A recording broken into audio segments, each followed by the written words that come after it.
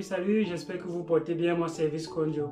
Aujourd'hui, je vais vous dire pourquoi est-ce que je ne joue pas les jeux de hasard.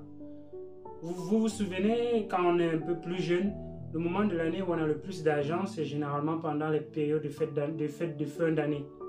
Donc, à cette période-là, les parents donnent un peu plus d'argent aux enfants que ce qu'ils ont l'habitude d'avoir.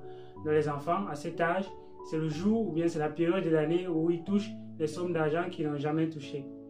Et donc, je ne sais pas, je ne me souviens pas exactement de quelle année, mais je me souviens, à cette année, cette année-là, je voulais m'acheter quelque chose que je n'avais jamais eu auparavant. Donc, comme j'avais eu beaucoup d'argent, j'ai visité certains tontons, certaines tantines qui m'ont aussi donné de l'argent.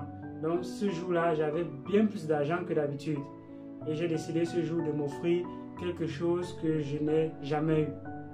Et quand je me suis rapproché de la boutique, voulant acheter ce que je voulais, je me suis rendu compte que mon argent ne suffisait pas.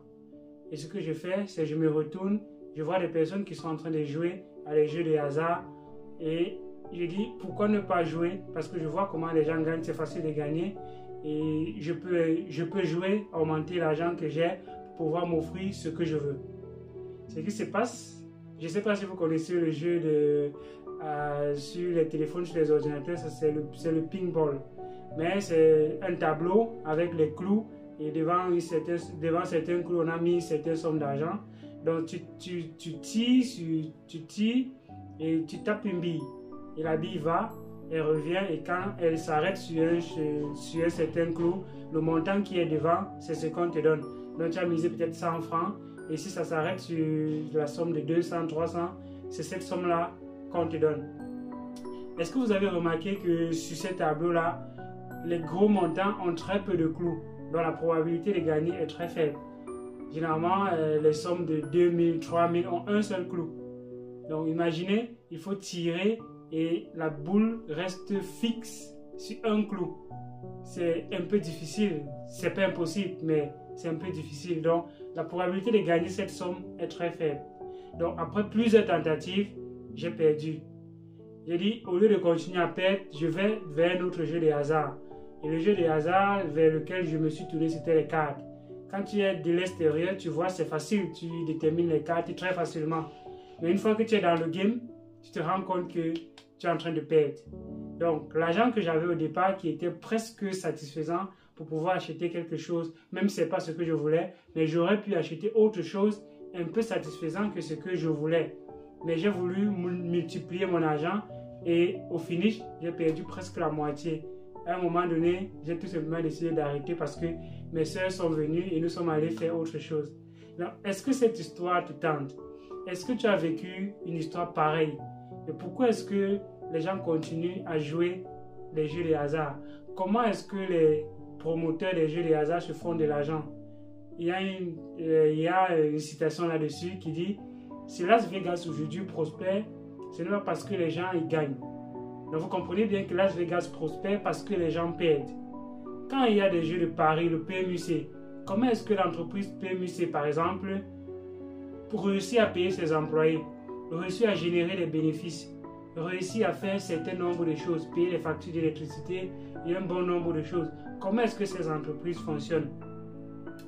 Vous allez me dire, qu'est-ce que vous pouvez me dire qui va me convaincre que ces entreprises génèrent de l'argent à travers les gagnants? C'est impossible. Ces entreprises génèrent de l'argent à travers ceux qui perdent. Parce que la probabilité de perdre est bien plus grande que la probabilité de gagner. Est-ce que vous voulez confier votre destin au hasard? Est-ce que vous continuez de jouer dans ça en espérant pouvoir gagner un jour? Est-ce que cet argent que vous continuez d'investir dans ces jeux de hasard-là ne pourrait pas contribuer à vous enrichir au lieu d'enrichir quelqu'un d'autre? Est-ce que vous avez déjà posé la question? Il y a bien plus de gagnants dans ces jeux de hasard où il y a bien plus de perdants. Ou bien vous espérez juste que par un coup de chance, vous serez l'heureux gagnant. Et même quand bien vous serez l'heureux gagnant, est-ce que ça comblerait toutes les dépenses que vous avez déjà faites? Et l'expérience a montré que les personnes qui s'enrichissent à travers ces moyens-là finissent pauvres. Pourquoi est-ce qu'ils finissent pauvres?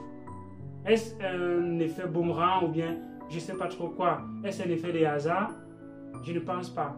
C'est tout simplement parce qu'ils ont cru à la facilité.